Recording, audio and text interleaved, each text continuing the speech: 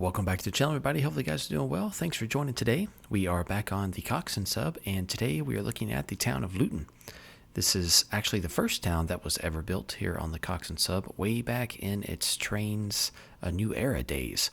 But as you can see, it is considerably old, outdated, and in need of a lot of love. So stay tuned for our video today as we knock out how to make this town look a whole lot better.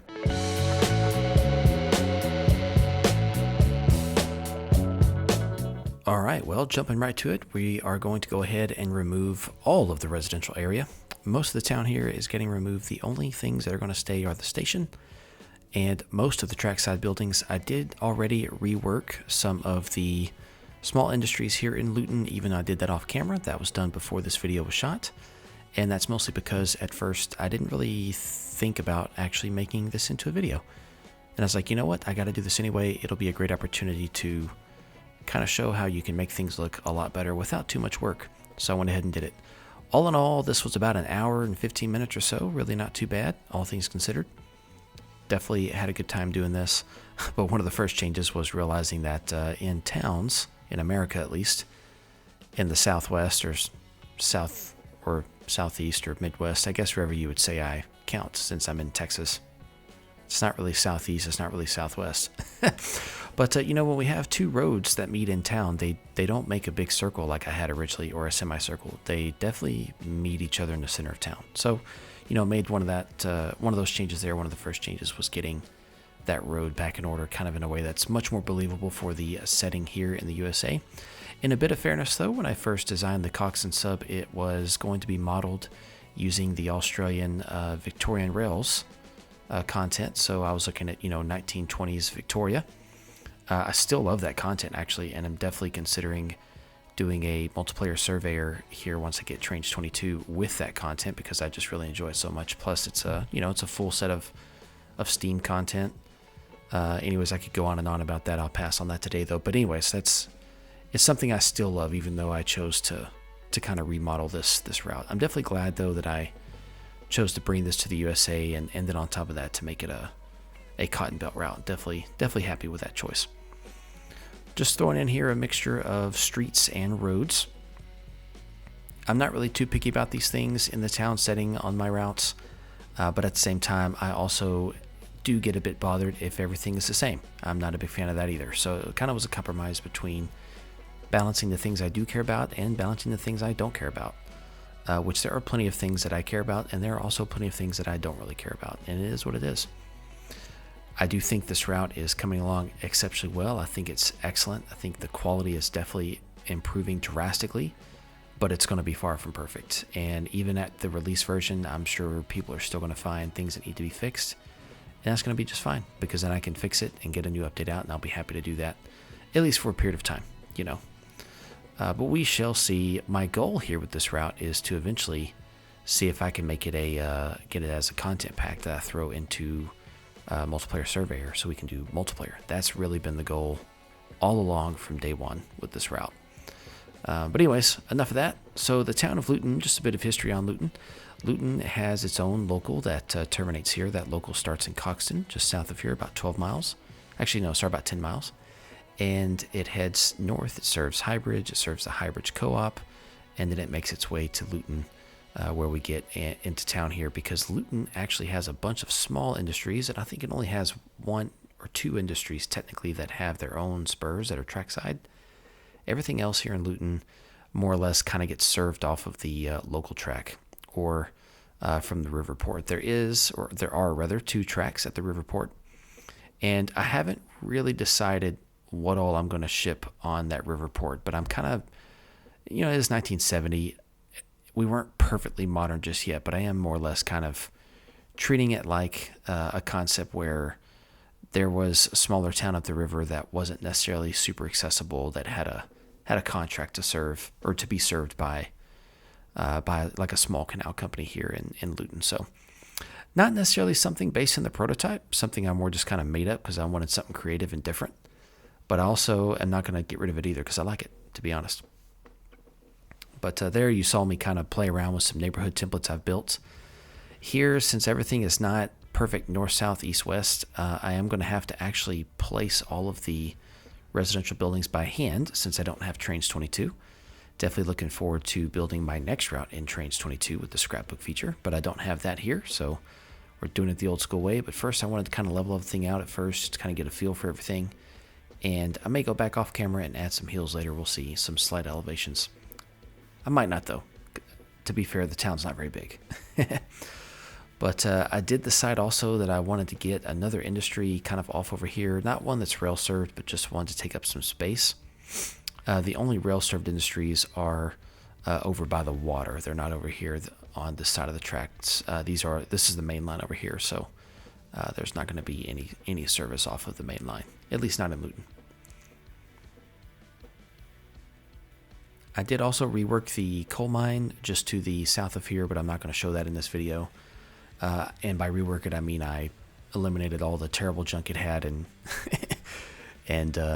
paved it out as if it's just a big parking lot now, and all the buildings are gone except for the tipple. So it's all good. But now we're going to lay out the neighborhoods. I did not super detail these neighborhoods. I'm not a fan of that, honestly, for a couple of reasons. Plus, none of these are technically right in your face trackside. And they're all blocked by warehouses and such. And since I like to drive in cab mode, or like in the number 2 camera in bird's eye view, there's really not going to be a situation where I have to see a lot of these. So I'm definitely not going to super detail them for now. I may change my mind later, either pre-release or post-release, to come back and add some more detail. But I do at least get a few driveways in on the ones that are actually facing right to the tracks. But I'm definitely a believer in creating the illusion of detail. And so I don't super detail every inch of the baseboard, but rather just what's closest. I also, though, like to have not necessarily backdrops, but view blocks. And so here in a little bit, you'll see I do actually go through and add in some view blocks at the edge of the baseboards. So here we are, just getting the texturing done, the Turfex done. I definitely love my Turfex. I'm definitely in a love phase with the Turfex right now. So I'm enjoying adding that to the route. I think I have a really good mix that makes me happy. So it's a blessing. We're going to throw in some trees here to the neighborhood and then start getting the second row of houses laid in. There are neighborhoods all throughout the back part of town there as well. And then all around the edge of Luton is just mostly farm areas. There aren't any major businesses or industries here. Plus it is 1970, and the population density wasn't extremely high in any part of rural America, really, for the most part. I'm sure there are some exceptions, because there's always a few exceptions. But I'm sure if you compared this geographic area with itself, back in the 70s, it would be a considerable difference, I would assume. I mean, as an example, I don't live in Plano, Texas, but I used to work in Plano, Texas. And Plano, Texas has like 200-something thousand people. Well, in 1970, it had like, I don't know, 6,000, maybe less even. It was still really small back then. Decided I'd add a little small cement facility just to kind of act as one that's serving to help with the construction. Definitely looks more like a permanent one, although in real life, when they move the concrete places around, it's all temporary stuff that they haul in and out on trailers. But it's all good. We're not being too picky today. I did try to add some variation in the houses. That was naturally done with those neighborhood templates that I built. But if you ever get this route, you will see those neighborhood templates a lot. But essentially what I did was I created 3 templates, and by rotating all of them 4 directions, you get 12 more or less different looking neighborhood blocks. And then when you throw in variation and randomness in the placement of those blocks, it becomes almost impossible to create a recognizable pattern. So it adds a lot of great variability to neighborhoods. But of course, here we had to break it all apart and add a few houses. And then, of course, at the end, we'll throw in some cinematics, get a little bit of a run-through train, just to kind of take a look at everything. But if you go back on the channel, one of the first videos I made of the Coxton sub was actually a live stream. And we ran the Luton Local. And I think we ran it either to the Highbridge Co-op or maybe we ran it all the way to Luton. I can't remember. But I know for a fact that the Luton Local Part 2 video showcases what Luton looked like back in its original days. So I know I did a little fly around here earlier, but if you really want to see it in detail, go way back on the channel in the videos, one of the first videos on the Coxton sub, and you can see what Luton looked like before I started detailing it today. There are several other places on the route that I still need to do the same kind of modifications, but we will eventually get there, and it will definitely look great. Plus, stay tuned here to the end of the video to see kind of a little bit of detailing that I do for my view blocks, and also too for some of the farmland.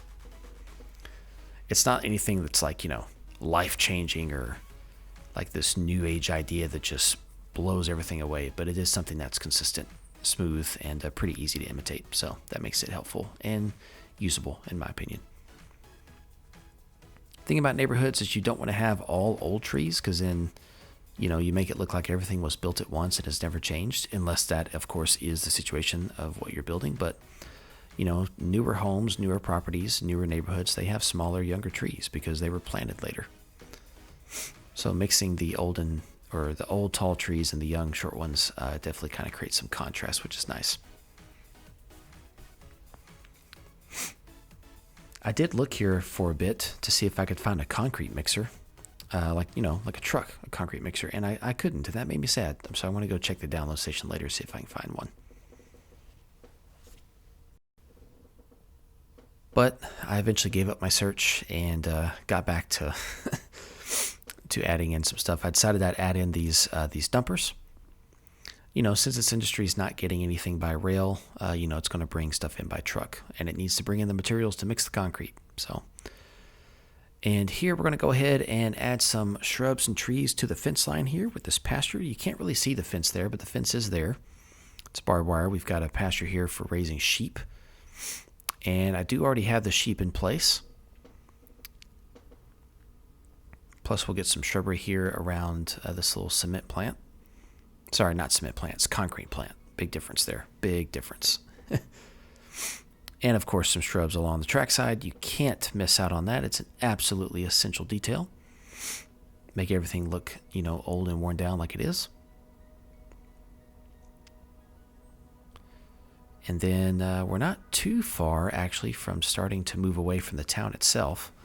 But I wanted to go back with some smaller shrubs. If you mix small shrubs and big shrubs and then some small trees and big trees, you really can get a lot of variation on your trackside scenes. That makes things look different, unpredictable, and not the same, which is awesome. One thing I don't add today is a ton of cars. I do add a few, but I'll definitely go back later and and add some placed and parked cars and things like that. But I did want to do some parallel parking here on Main Street, so we do get some of that done in just a second as well. First up though, I wanted to throw some more shrubs in. Can't pass on my chance to throw in shrubs. Shrubs just really make or break an area for me personally. And once again, as you can see, things are definitely not super detailed. I don't feel any shame about that, because at the end of the day, I know exactly what I'm focusing on. One funny thing though is when I walked away from this build, I noticed that I didn't put a gas station in town. And then I was in a tough spot trying to figure out where exactly I wanted to put one. So at some point later, I'll get a gas station put in there. Not sure where, but probably not too far from the intersection of the two main roads, because that's what it most likely would be, if it was an actual town. And just one bit of nostalgia here about the town, and one important piece of information. I did actually name this town after a family of a student that I taught. And this student was very much remarkable. Definitely, I would say, without any competition, probably the most intelligent human being I've ever met in my life. At least of a teenager, for sure. Super smart kid.